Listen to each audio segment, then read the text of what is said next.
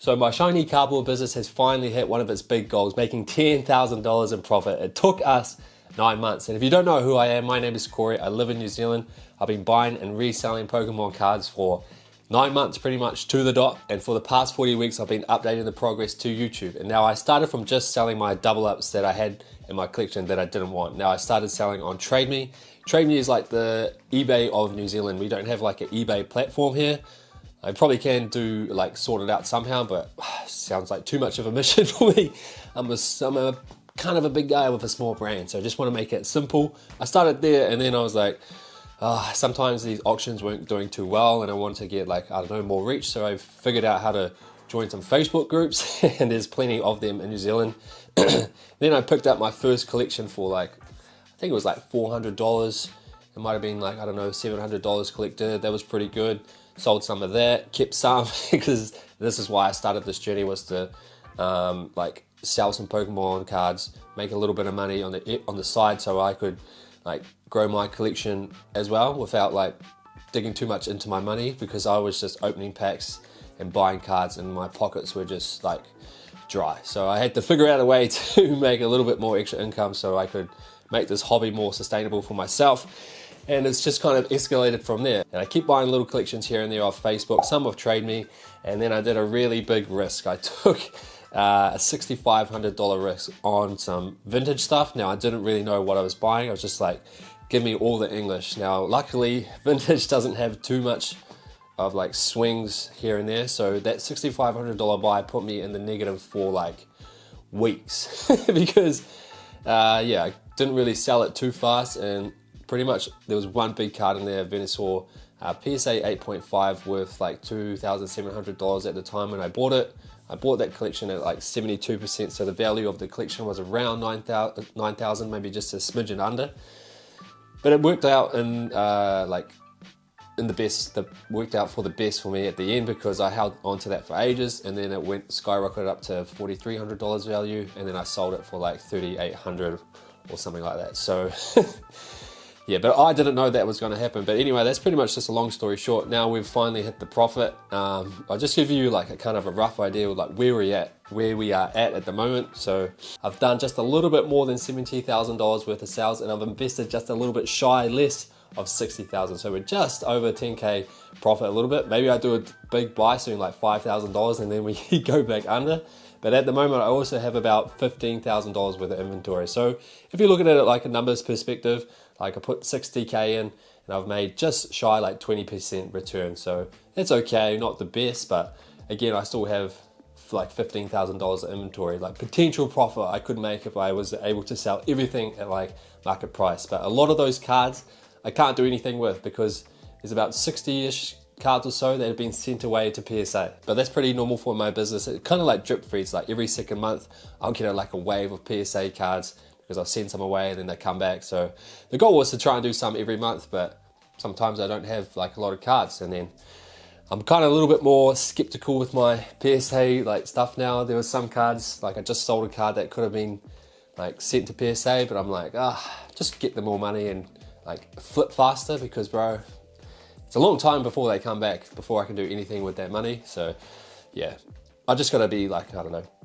trying a different strategy instead of just like grading everything. I think like a lot of people, when they start like their Pokemon card business, collecting or business, or whether that be just collecting in general, they just like, they want to grade everything, bro. And then like, it was like me, I was like, oh yeah, this is a mean card, I want to grade it. And then like, I just didn't really know too much about the condition and stuff like that. And like if the price was even worth it. Some cards that I've just seen away, it was like, bro, I make like $10 for waiting for so long. So it's like, yeah, you just gotta weigh it up, because it's getting pretty expensive now. $37. I use a middleman over here.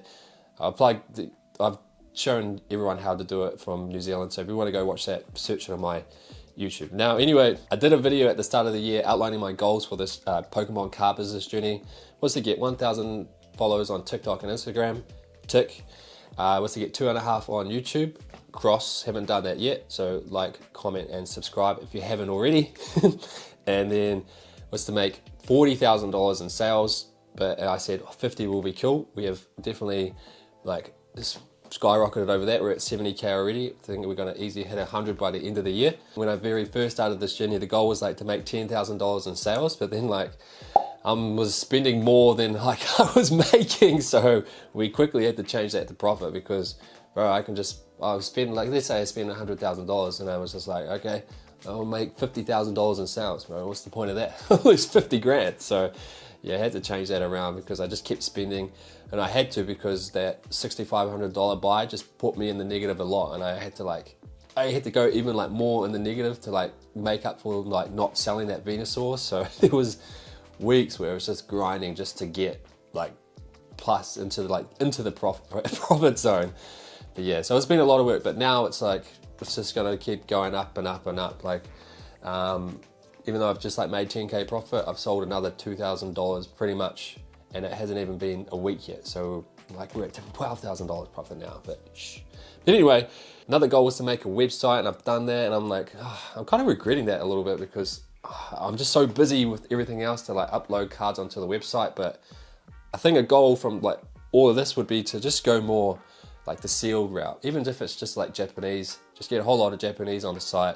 That way I don't have to like deal with like taking photos and stuff. It's just so much easier. That would be the goal. It just seems like a more sustainable model that way. I do love the flip, you know, you can make better margins on that kind of stuff, like flipping cards and like great sending them off for grading.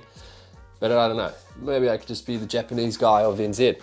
Who knows? But that's a very, very long-term goal. It's going to take a while to get there, I think, just to like build up my brand a bit more. I've got a few like email lists and stuff like that, but yeah, so that's one of the goals. Another goal early on was to get like paid sponsorship. Now I did get like sponsored for a little bit from Misprint, but then they kind of just like ghosted me, and I was just like, I didn't even try and follow up. The money was nice, but I'm not going to say how much it was or anything. But it just would be good to get sponsored again. So sponsor me. But yeah, I don't know how I would get sponsored or who from. I might even reach out for something, but I don't know. That is like, bro, I'm not here to get like sponsored. That's just like the icing on the cake kind of thing. It's more like building a brand and selling it that way, like getting money from like working for myself. Because if you're in this like, I don't know, content round to like get sponsored and stuff, that's a good goal. But if you're in it for that, then like I don't think you'll last too long on this journey, because yeah, you gotta have like passion for it, and then like from that passion will come the sponsorships. That's just my way of thinking. And then it was to get monetized on YouTube, which we have, and I actually haven't even got like paid out yet. It's just AdSense, man, it's just annoying, but there's money in there that needs to be paid out. So that would like, we're going to call that a tick. It would come and it would get into my account at some point, just teething issues there. And I think that was pretty much it. I think there was like making merch. That was another one. I still want to do that because, you know, Maria, bro, help me out, man. Where's this logo coming? But no, I think we'll get something done. Maria's helping me out. But even just like the little Jet Gengar, or make him like huge and put it on like I like to wear like those baggy kind of tees.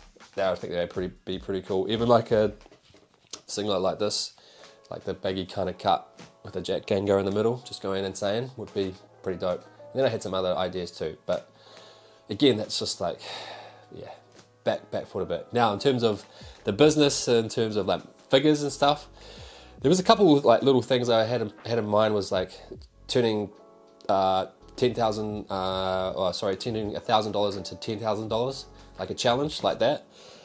But I thought about it, and I was just, there was so much other stuff going on that like if I was to figure it, like just have that little bit of collection to like flip, it's just take too much time. I don't have that time. I do like full-time personal training business from home and all this kind of other content stuff, make content for that too.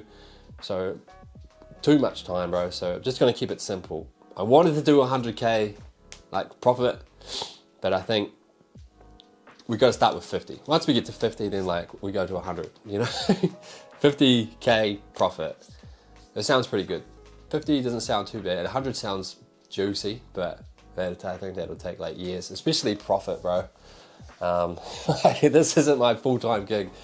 This is like, even though it might look like it's my full-time gig, I do put a lot of hours and effort into it, but like, oh, this is like extra hours. I don't want to say like I grind hard, but it's pretty a bit of a grind. Like I do this like pretty much whatever. I don't watch Netflix. Well, I do, but like, bro, I'm in here on my computer. Like I've just grinded out a whole 10 hours footage from day one of the card show. Did that. It's already done, and it's only Wednesday, so that's gonna be can be posted already. So yeah, I don't know. Plus, I'm training my clients, do about 7 of those a day at least. I get in a session myself, even though I'm looking pretty skinny at the moment. Skinny bitch! I'm digressing again, but 50K profit. By when? I'm not too sure. Maybe by the end of 2026, not by 2025. If we're going like the trajectory that we're going now, it kind of started like this. This is level, and then we went up a little bit, and then we went down a little bit, and then just came up a tiny bit, and then bam, into the negative, and then come up, back down, come into the positive again, and then slowly just going that way, and then back down into the negative actually a little bit, and then back up again. So, but after this, like that, once that part's been done, it should just slowly like kind of zigzag like up this way. But yeah, so I don't know, let's say it's 9 months from now or like a year from now, this should be around 25K-ish if it was like this trajectory, but maybe it might snowball. I'll do bigger buys, make bigger flips, you know? That's just my kind of thinking, because I have more money to play with. Like I didn't have that much money to play with now. At least all the money I'm playing with now is house money, bro. It's not my money, bro. Well, it is still my money, but you know what I'm saying. But anyway, that's pretty much it. I think I'm just rambling now. And then like, yeah, I don't know. And make it another easy one by the end of the year. Well, not easy, but 100K in sales. I'm pretty sure we can do that. The only thing is like, bro, if we had more card shows here in New Zealand, that'd be so sick. I think the people like outside America don't really understand, like doing this would be too hard full time. I don't think, well for me anyway, I would not be able to sustain it. I keep saying that the population over here is pretty small, and then the population over here again that likes Pokemon is even smaller, and then the population that has a lot of money with Pokemon is even smaller again. So it's very, very, very niche over here. Compared to over in America, your like market is so much more. I'm gonna do a video on it, I keep saying it one day. But yeah, those are my goals. What do you guys think? And I don't know, will I keep doing under update videos, like, or how the business is going? I think if I do, I'm gonna try and do like a topic each week. Like, I'll give you the numbers and then I'll just ramble on about something, which I usually do anyway. But that's the idea. Let me know, give me some feedback, roast me, whatever. It's been a journey. Thank you for joining the journey, being there, supporting me in the corner, giving me a little thumbs up or a dislike. It all helps. But yeah, you guys are absolute legends. If you haven't joined the Facebook group, please do. And you probably can't buy anything on the website because I haven't updated it yet. But yeah, we'll get there. I've actually turned it off over the weekend because I had inventory at the card show. But yeah, peace out. Let's go. New goals, reset. Pokemon to the moon, bro. Insane Corey to the moon. Let's go. Peace.